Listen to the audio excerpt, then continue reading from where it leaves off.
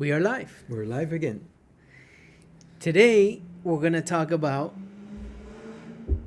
don't judge a book by its cover. Sounds good to me. That'll be the theme of today. And it came about because I was sharing with you one of my experiences early on. I had set an appointment with this gentleman, and we spoke over the phone a couple times. We were setting a meeting, and we were going to meet at a cafe. He's a very nice guy over the phone, everything. So you have never met him? I'd never met him in person. Oh, in person, But I spoke to him over the phone, set the appointment, Okay. sales appointment. I meet with him, or I meet at the cafe, and I'm waiting for him. And then I see a gentleman walking through the parking lot, a man walking towards me. And this man was tattooed up to the neck, all the way up to the neck, all the way, I think he had tattoo sleeves, but I remember specifically all the way up to the neck. And I think short hair, maybe shaved head. And he's walking towards me. I'm saying, "Ooh," I hadn't met the man. And he shows up. He says, "Hey, Mike." And I said, "Yeah." And he says, "Oh, I'm so-and-so. I'm so-and-so." And I said, "Oh, okay." And we sat down and we started talking. And he was intimidating looking. And he was the nicest guy in the world. And he's my buddy to this day. We keep in touch.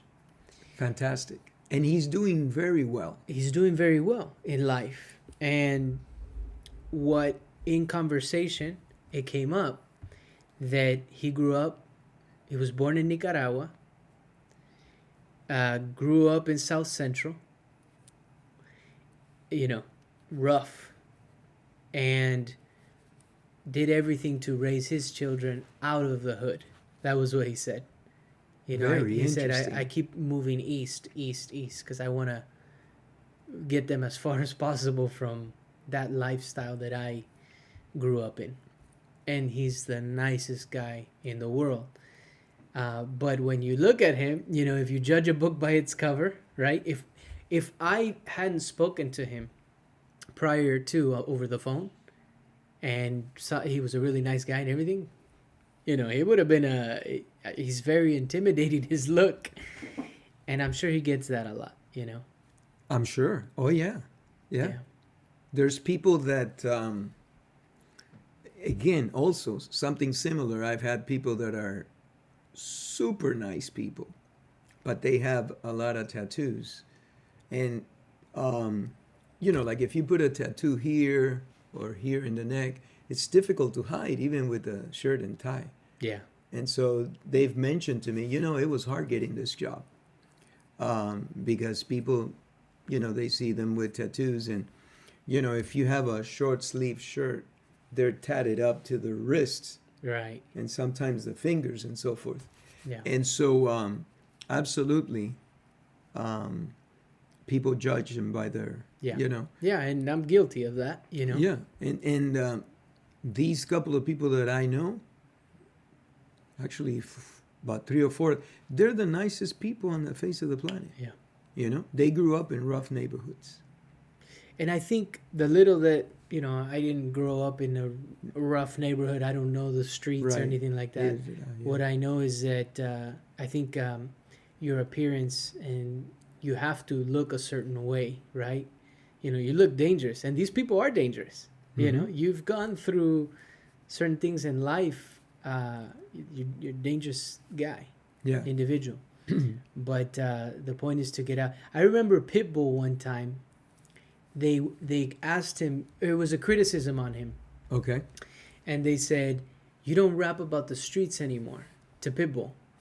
And he says, "I rapped about the streets because when he first started, that was his upbringing." He says, "I rapped about the streets to get out of the streets."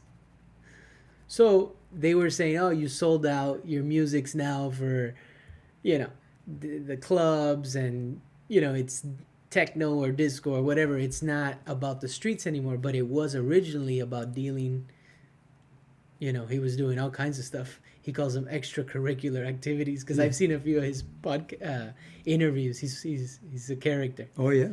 But his father was doing extracurricular activities. That's where it started. Yeah. Well, you know, don't judge a book by its cover. Yeah. That's the title. One of the wealthiest business persons that I know, it's a lady, and she's probably in her late 40s, extremely successful. And she's always in jeans. Yeah. Always in jeans. I mean, they're clean and, you know, clean jeans or anything like that, you know, but she's always in jeans and I think tennis shoes or... Yeah. She's very, very successful. What does she do? She is involved in retail sales. And, you know, if you see her on the streets, you wouldn't think twice about it. She owns also a tremendous amount of property. But she made her money in sales and she created a company and then sold it and very successful. But she's always in jeans. Always, always, always. Yeah, I remember one of our customers when, you know, I was doing the insurance on properties and they needed an inspection. The insurance company needed an inspection on some of these houses. And this one gentleman who was French, Mom and I actually went went to go look at the properties. I think took some pictures and stuff to send to the insurance company. And as we're driving and following him around, maybe I even went with him in the truck. You did. I think I went in he's driving around in a Toyota. All beat up. Toyota pickup, like from, let's say, you know, 1990 or something, or 1980 something Toyota pickup that's not in the best condition, but it drives. And he was saying, oh, you have that block insured. You have that block. As we're driving, you have that block insured. You have that block insured. And those were properties that he owned. Incredible. Yeah. And he was just driving around saying, hey, you know, you have the insurance on all of these properties. You know, that reminds me of another customer that we had. But real quick. Okay, yes. Real quick. Not only was he driving that vehicle, he's in jeans and a shirt that he probably hasn't changed in forever. It's his work attire, I guess. Uh-huh. But you run into him on the street, you would never suspect. Correct. Yeah, yeah. You know, I think it's a trait from some of these folks that have actually made it from very humble beginnings. Yeah. You know? And they are very self-assured in their own character. They don't need a card to prove it to anybody. It's not their thing. No. No. It's not. Well, someone told us the other day, a business owner, very successful, that he was saying it as a negative thing. He says, one of my problems is I never forgot how it felt to be poor. Something along those lines. I never forgot the feeling of being poor. Remember? You know, I remember somebody saying that to us, but I can't exactly remember who it was. The car gentleman. Oh, yes. Yeah, he was saying that was one of my problems in life. He's now in his 80s. Right. I never forgot what it was to be poor. Do you understand that statement? Yes, Why? because anytime he wants to buy something, whether it's a car, a watch, a boat, whatever it was. For himself. Or just in general, you know, for maybe even for his family, he thinks, how can I get a better deal on it? Or he second guesses the purchase. So instead of just doing it, he maybe has talked himself out of some purchases, or even tried to negotiate and lost the purchase because you can only negotiate so much. So much, yeah. That was my interpretation of it. That makes sense. He's lost opportunities in life or the ability to do certain things because he remembers it, you know, how it was being poor. Yeah. He never forgot what it was to be poor. Yeah. Yeah. You know, there's a lot to be said about that because, you know, some people, I've heard this saying, and it's where they say, look, he's got a lot of money, but he's got a poor man's mentality or a poor woman's mentality. Yes. And do they know how to enjoy life based on their current status? Right. Or do you have that insecurity that you're going to lose everything? I'll tell you, I think I need some treatment, because coming from Cuba and having seen how the government took everything from my family, okay? One side of the family was well-to-do, the other side of the family was not dirt poor or anything like that, but, working middle class, maybe a little bit upper middle, okay? But it didn't matter. They took everything from everybody. So it creates a sense of insecurity. I know we Right. had a rough time in Spain. We had a rough beginning here. Mm-hmm. Although here, this was the land of opportunity. That it was incredible. The U.S. But, you never forget. Yeah. Yeah. I can relate to that, Yeah. actually. Yeah. Well, I mean, even going back to certain things that like grandma would save certain things like little plastics, because you couldn't, or I remember the Goya, Cans. where where the guayaba paste, because we would We have the never threw that guayaba, away. the guayaba and cheese. We still got some. Yeah, we still have some, and they became dog food bowls and Oh different my things. You God. reuse stuff, Yeah. and I think that's where a lot of that comes from. But it also teaches you to take care of your things and save. But one of our friends, she was sharing with us a story of a gentleman who he would take his kids to work every weekend to go work on these houses, and they were in construction, and he would take his kids to work every weekend, and the kids didn't want to go, and they hated that the dad dragged them there and everything, but they had to go and they had to help their dad. And they would, it was always a different property, working on a different property. That's what dad did. And then one day, one of the kids is getting into college, and goes to the father and says, "Hey, Dad, I got accepted for this college, UC something, but we can't afford it. So. And the dad said, we're gonna go to the bank right now." And then they say, "Oh, what?" They go to the bank, and the father writes a check for the first year of tuition. Wow. I don't know if it was $30-something thousand at the time, something like that. And he says, "You cannot tell your siblings about this." Wow. And then it turns out that every weekend they were going to different properties where the dad's properties. And they were doing maintenance on their dad's proprities. Wow. Remember? Yeah. And he's it's a great and story. they thought they were poor. Yeah. And the dad is a multimillionaire. And he didn't allow his children to know. He kept it a secret from his kids until that situation happened. You remind me of the podcast that we did with Armando, where he said, we were poor, but we didn't know it. Right. So if you're poor and you don't know it, are you really poor? You know what I mean? Yeah. You're not, because you have everything that you need to be content, and the family unity is very, very important. Of course, money makes things easier, okay? But that was something impactful that Armando said, because, we were poor, but we didn't know it, we just didn't know it. Yeah. And he mentioned also that his parents did without, right, so that they could be with, and I can see that happening, okay? Sure. Because you want the best for your kids.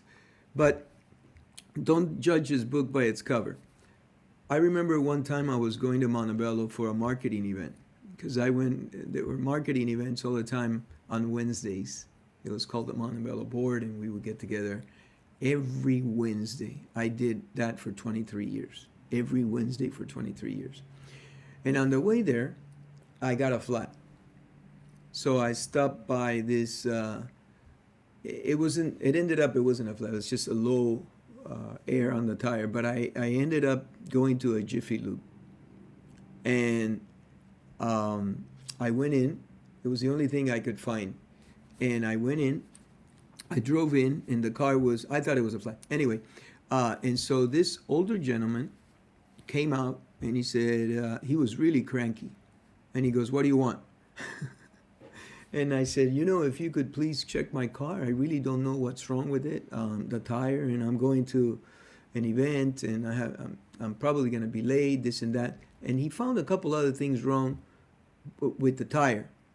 But essentially, I think it was just low on air. But he was really cranky. He wasn't in a good mood at all, okay? And he says, "All right, you're going to have to wait here at least 5 minutes. I'm going to finish this guy." And I go, "Okay." Well, I looked, and, there was a gas station in the corner, but I didn't think much of it. Didn't look like. So I said, I better stay here. At least I've got this gentleman. And he was not happy at all. Anyway, long story short, and he was in really ugly, greasy type pants. You could tell he was working hard, okay? And the long sleeve shirt that he had was torn, and, his hair was done well, but he was, anyway. And so I'm looking at the guy, and I'm even thinking, I wonder if he knows what he's doing. But he's here, he's working it, so he's got to know. Fast forward, long story short, the reason he was so upset is he was the owner of the place. And the reason he was so upset is because 2 employees had called in that they weren't going to come into work like an hour before opening the business. And he had to drop everything he was doing and come to that location and open it himself. And he was really frustrated because he had to drop something else that was important, which I found out later on. It turns out he owned, I believe, 7 Jiffy Lubes, and he had properties and this and that. And, one of the things is you treat everybody with respect. Yeah. Everybody needs to be treated with respect and dignity. That's a given. And so he opened up, and I ended up talking to him, and I ended up insuring him. And I remember I insured like a fleet of 6 vehicles, and then something else, and he was my customer for years and years and years. But if you look at him, he had greasy, old, torn pants, okay? Tennis shoes that God knows how old they were. Yeah. And now his hair was impeccable. His hair was impeccable. That's the one thing. The one thing that, anyway, and that, I never forgot that. Sure. Yeah, you can't judge a book by its cover. On the other side, somebody can look like they're going to do you good, and they can look honest and genuine, and they could be somebody who's going to take advantage. Right. Or they can look like $1 million. And at the end of the day... Right. Yeah, exactly. Well, at the end of the day, it's not... You see that a lot. People who, want to put you were talking about it yesterday, that one of your mentors was saying, oh, you need to have a fancy car, and you need to show that you're successful, and you need to put up that look because you're a businessman, a salesman. But the reality is, at the time, maybe that you couldn't afford the car, or maybe you could, but it wasn't the best place to put your money. And there's a lot of that too. People that live a certain lifestyle. Well, they say fake it till you make kind of thing. Yeah. Well, and maybe that's worked for some people. I hear that a lot. But, yeah, I hear that a lot. But I don't know. That's you're putting yourself in a tough situation. It's like the idea of get yourself a BMW early on in life, so that you force yourself to make more money to make the payment. Right. Or, get yourself the BMW when you can afford it, if you want it. You know what, folks? We're not knocking any philosophy here. It's whatever fits your... Fancy. Like Jordan Peterson says, whatever cranks your shaft, or whatever, something like that. Yeah. But They're But just different approaches. different approaches. And I'm sure some work, and for some people, everybody's different. Everybody's different. Everyone's different. So maybe that idea of getting yourself that car, and maybe that does attract clients. Maybe it does, you know, but maybe you're just putting yourself in a tough spot. Yeah, and it changes as you get older in life. I remember that there was a gentleman, we did business together, and he bought himself a brand new Corvette. And he regretted it. He says, I've never spent so much money on a vehicle, but it's one of my dreams. And I think that when he got it, he was in his early 60s. So he still... How long after he got it did he regret it? He regretted shortly after buying it. I've heard like 3 months, 6 months. Yeah, shortly, like 30 days or whatever. But he had it parked outside his business, and he had a motorcycle business. And he said that someone driving by the main boulevard saw the car in front of the business and walked into the business and says, who's the owner of the car outside? And he said, I am. Okay. And that guy stopped in there just because of the car and became one of his biggest customers, buying parts and shipping them to China. There you go. Maybe. Now, I don't know if that's a that fluke worked for him. Yeah, I don't know. So he says, you know what, Pablo? I changed my mind about that. That's interesting. Now, I know Grant Cardone and Patrick Bet-David, both of them. I know that Grant Cardone said he was driving a Toyota. And he had $1 million in the bank. And he had $1 million in the bank. And I think that Patrick also. Yeah, So, yeah. It's you got to do what works for you. Yeah. You got to do what works for you, and then you figure it out. But yeah, in life, I think in business, in life, you notice that don't judge a book by its cover. Treat everybody politely. Sure. Be real, right? Because people can tell when you're fake. That's right. And then at the end of the day, like the other days at the UPS store, super nice guy. We've seen him a bunch of times. He was going to charge me for something, and I just asked, I didn't know there was a charge for that. And then he says, yeah, we do charge for that. It's kind of, you could tell he felt bad. It was a silly charge. And then he said, I got it this time. Just know, next time, we charge for that. It's like, that was a nice gesture. But it's because you treat people nicely. I mean, at the end of the day, we're all human, and why be rude to somebody? Why be short? There's no point. No, there's no point. You just make things harder. Yeah. On everybody, actually.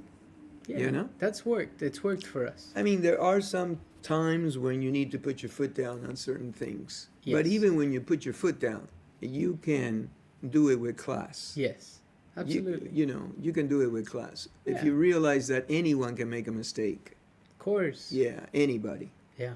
But there's another client of ours. He's Japanese. Again, he's driving a beat-up truck. Oh, yeah. Yeah, you know who I'm talking about. And I remember telling him, super nice guy. Super nice guy. Mr. So-and-so, you should get yourself another truck. And I knew his philosophy in life, so I didn't even say new. I didn't even say, get yourself a new truck. I mean, get yourself another truck. Yeah. I think this truck is going to leave you stranded one day. Yeah. This thing is, you can't, and it was a little thing, and he couldn't pack more stuff into it. I think it was also maybe a little Toyota. Yeah. One of those little Toyota pickups. I don't know. There. But it was small. Yeah. And he had ladders and paint and this, and he was also maintaining. Tacoma. He was maintaining his own properties. Yeah. Okay? He could have easily bought a brand new truck. Yeah. And anything else that he wanted, by the way. He was independently wealthy. Yes. And he said, oh, no. and I remember asking him, but Mr. So-and-so, why not? And he goes, I don't need it. It's still running, Pablo. Look at it. It's still running. And she looks fine. Yeah, he was funny. And he goes, yeah, cool. He was funny. She says, and then the other thing is that she's my companion. I've had her ever since I started. If I get rid of her, it's like losing an arm, something like that. He was really funny. Yeah. But yeah, it's. Yeah, you just never know who you're gonna run into, and you never know who's watching.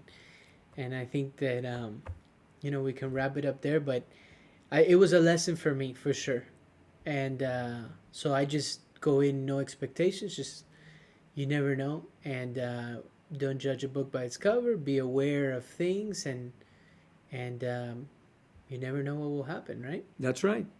Yeah, I agree. Wrap it up there. Thank you.